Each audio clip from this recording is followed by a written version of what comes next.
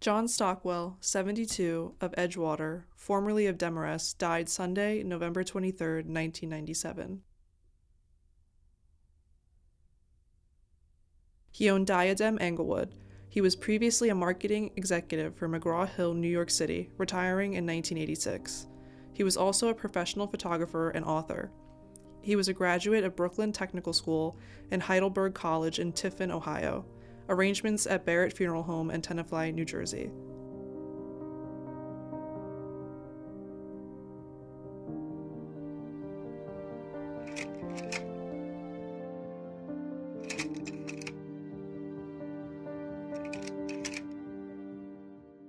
My grandfather John has been a mystery to me my entire life. He passed away 6 years before I was born, and I've only ever seen him in photographs or heard about him in stories. From what I've heard and seen of him, it seems we may have had a few things in common, but now I want to know who he is.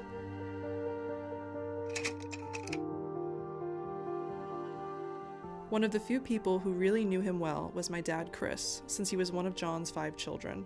I figured he would be a good person to start with to find out what I'm looking for.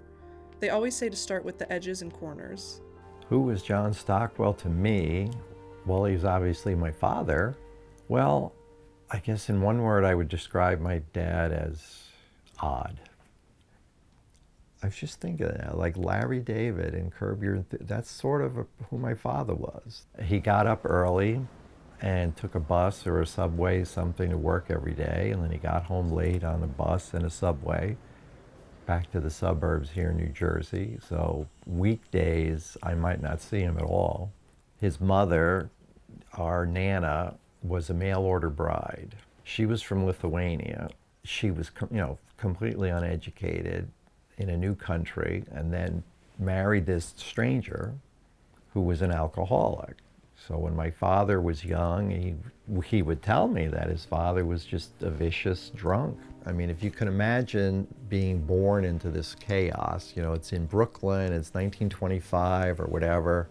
The Great Depression is starting when he's 4 years old.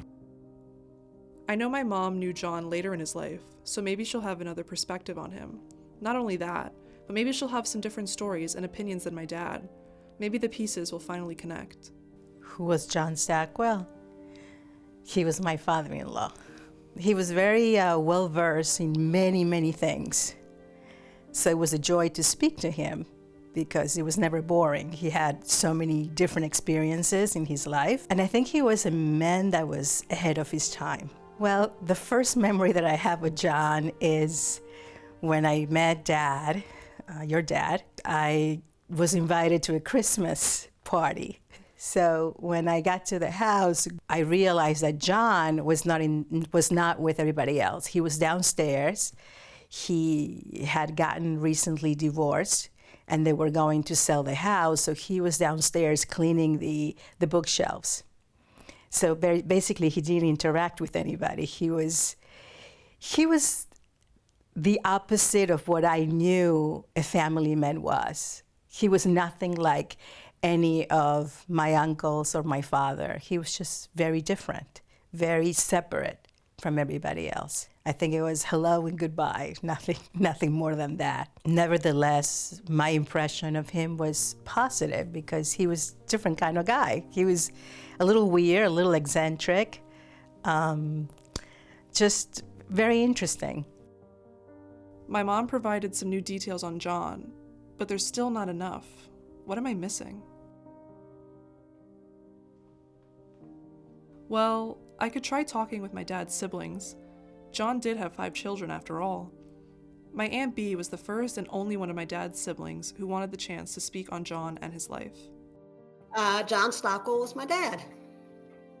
I would describe my dad as ingenious, which means he was intelligent, creative, smart. He was just had so many skills. So he could pretty much do anything between, photography and writing and making furniture. And he was just very, very creative. He had a great sense of humor, really, just a kind of a dry sense of humor, but he was kind of goofy at times. It was nice to hear some stuff from Aunt Bee since we don't really get to talk much. Yet I still feel like I've only hit the tip of the iceberg. I don't know where else to look.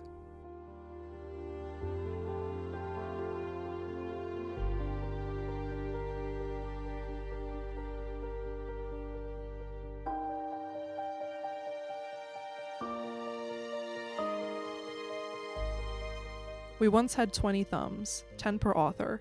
Now we have 4, just 2 each. How we managed to attain this state is really what this book is about. Rather, civilization was built with simple tools. And if simple tools could keep a cave from leaking and a saber-toothed tiger away from the door, then surely simple tools could fix our toilets and protect us from termites. Hence this book. How often have you dreamed of having an extra $100 to splurge on some luxury? How often have you thought of what life would be like if you could double your present salary or earnings? Almost everyone has dreams such as these. Okay, so he liked to write books and stuff, but what do these books say about him? They're all seemingly unrelated to one another. Well, this is a whole other thing that Dad never explained to me. Somehow he got into publishing, and he worked for many years. I believe he started at Prentice Hall, and then he moved and started McGraw-Hill. And I don't know if that inspired him to write the books, or if it's a coincidence. I don't know why. It just maybe he was around books all his life, and he thought, well, I could write one of these things. How hard is it to write? I'll write a book.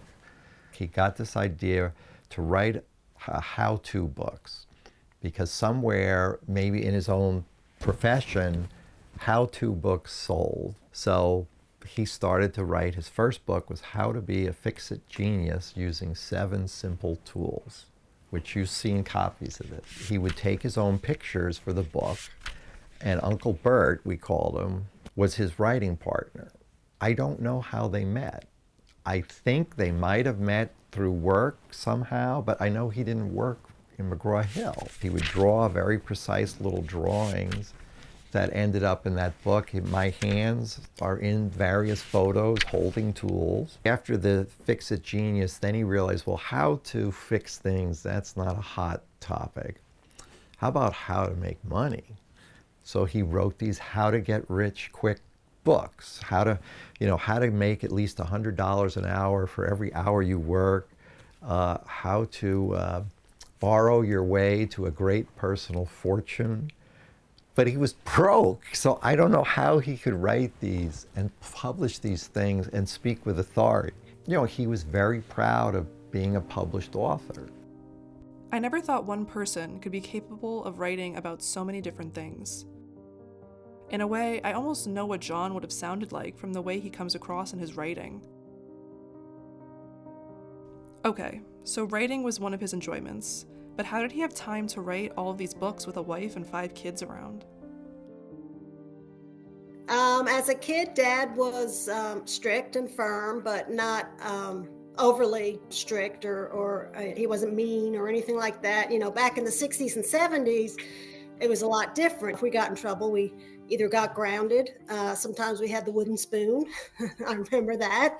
Occasionally, we'd be carrying on with my brother or sister. There'd be something going on, and Mom would send him up to discipline us.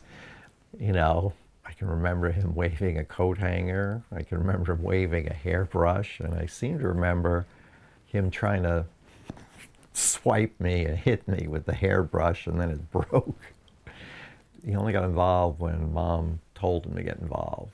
As he got older, he was fine. I mean, he would let you know if he was angry at you, but it was not a strict disciplinarian type situation at all. He wasn't a real lovey-dovey, huggy, but you knew when he was proud of you, and you knew he loved you. Well, I remember he was very, as I said, unavailable. He wasn't home that much, or if he was home, he was sort of wrapped up in his own things, and I felt kind of ignored.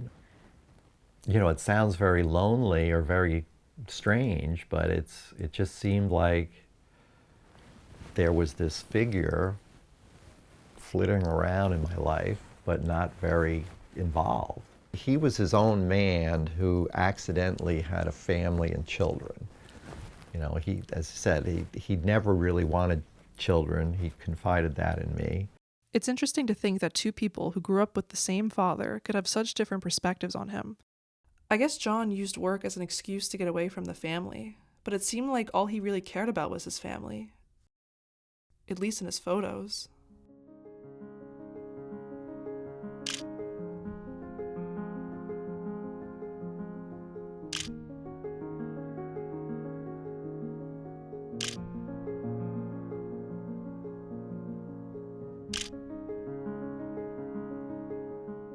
When he was a kid, his mom, our Nana, bought him a camera.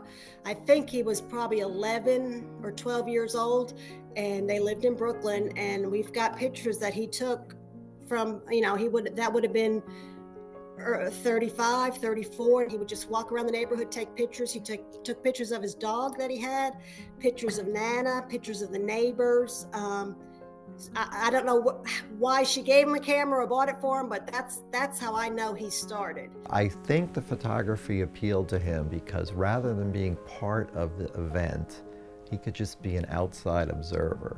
There's sort of this famous feeling in my family, I think my other siblings, it's like, there's no pictures of Dad.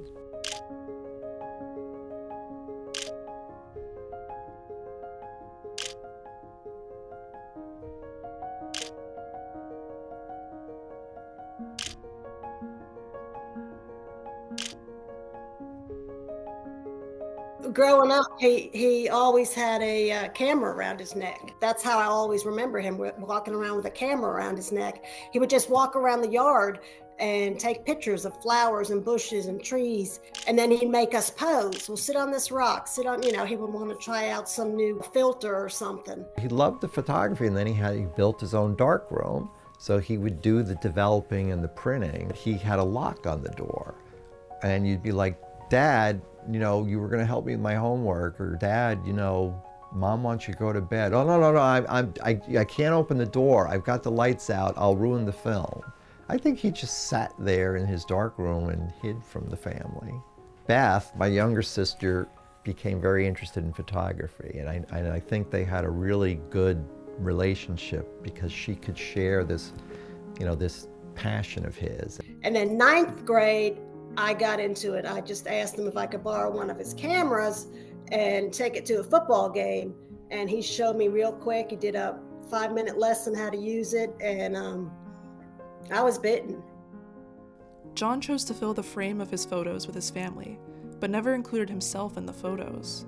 He never told them he loved them directly either. Maybe taking their photos was the only way he knew how. With how much time and effort film photography took, I could imagine that was his way of showing his appreciation for his family. My parents are so affectionate. It's strange to think someone like my dad never heard his father say, "I love you." I wonder why that is.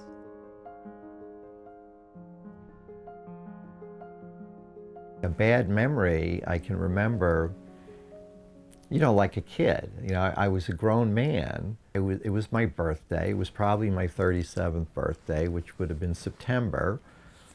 And then he died 2 months later in November.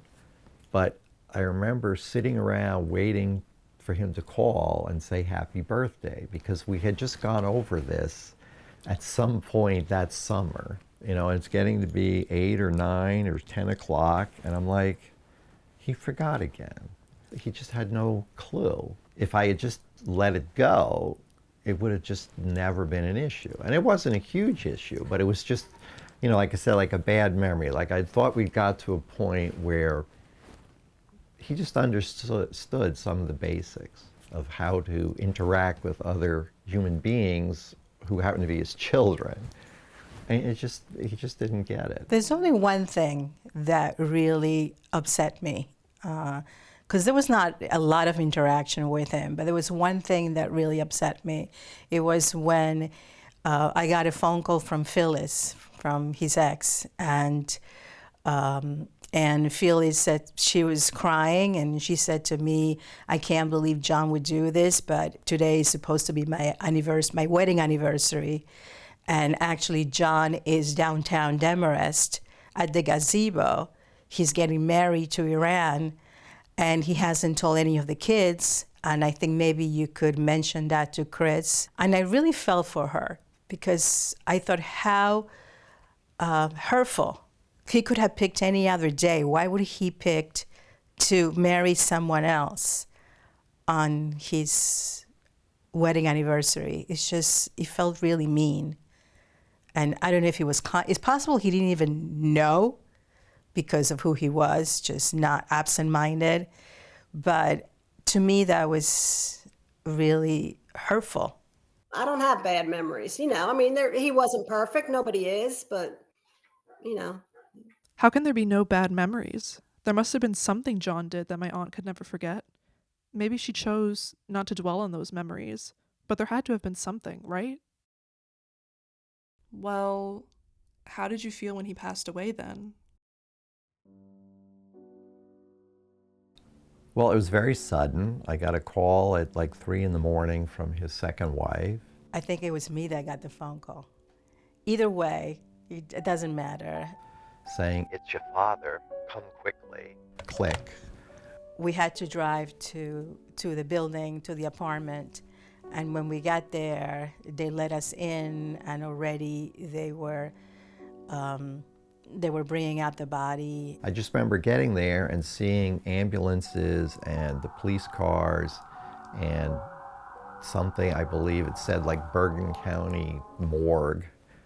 And I was like, okay, like I didn't know he died. I didn't know if he was sick. I didn't know what it was. The woman just hung up on me without explaining anything. He died too young. He was 72, and it was sudden. I mean, just completely out of the blue. And I remember my brother Chris calling me, and I just literally just went to the floor. I'm like, no way. I was the one that had to deal with it because Daddy went into shock very quickly. I made the arrangements of the funeral home. I thought of the funeral home right in Tenafly, and then I had this idea that I was going to create some sort of a nice memorial for him. Also, I was the bridge between Iran and the family. He was really the first person I lost that was, meaningful to me. It hit me, and, it made me very upset. I was very crazy for a while, and I eventually ended up checking back into the mental hospital. The terrible grief and sadness and things I was feeling about losing my father, I just somehow associated like, oh my God, I'm in this deep depression again. It would, again, like later looking back, I realized, well, I was just grieving. I had no experience losing somebody that you really cared about, because at that point in my life, I did love him and care about him a lot more than when I was younger. So anyway, I guess I felt bad that he left, but I was grateful that I got to know him more and was more connected to him. I do regret that my son Brooks, who's 28, and then you, Daynah, and then my other nieces, my brother Mark's children, Wyatt, Molly, and Noah, he didn't get to know them. Brooks was about a year old when Dad passed away, but he would have been so proud of all of these grandkids and what all of you have become. He would have just ate it up. In retrospect, I try not to remember that. I try to remember the good things. But what about the rest of the puzzle? If my father had known you, I think he would really love you, because you are very interested in film, photography, film noir, old movies. He would be thrilled. He would be absolutely thrilled. Just to see you with a camera, he would be tickled pink. I think he'd be very proud of you. That he would introduce you to people and say, this is my granddaughter. Have you seen her film? She did a wonderful film on the taboo subject of psychic readings. The things you've done in Ramapo, I know he would talk them up, and he would probably make the time to get there. He would have been there at the screenings for things. I think we could have gotten him there. For that reason, I think that he would love what you're doing. He would be like really thrilled to tell you about his own creative endeavors. Since film and art and photography and things are really one of your passions, I know he would have loved you and would have loved being around you. Do you see any parts of him within me? Do I see any parts of my father within you? Well, the eyes, the eyeglasses. I'm going to go with fears and phobias, but I'm also going to go with talent. You're kind of a loner like he was. And you have certain things you really like and you don't really like to get out of your routine, and he would have been the same way, I guess. He was also very good at writing. The fact that you are a good writer, I think that's just inherited. I'm sure of that.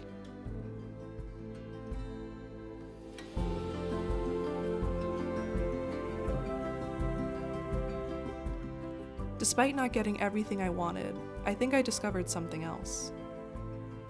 There was definitely a little filmmaker in John.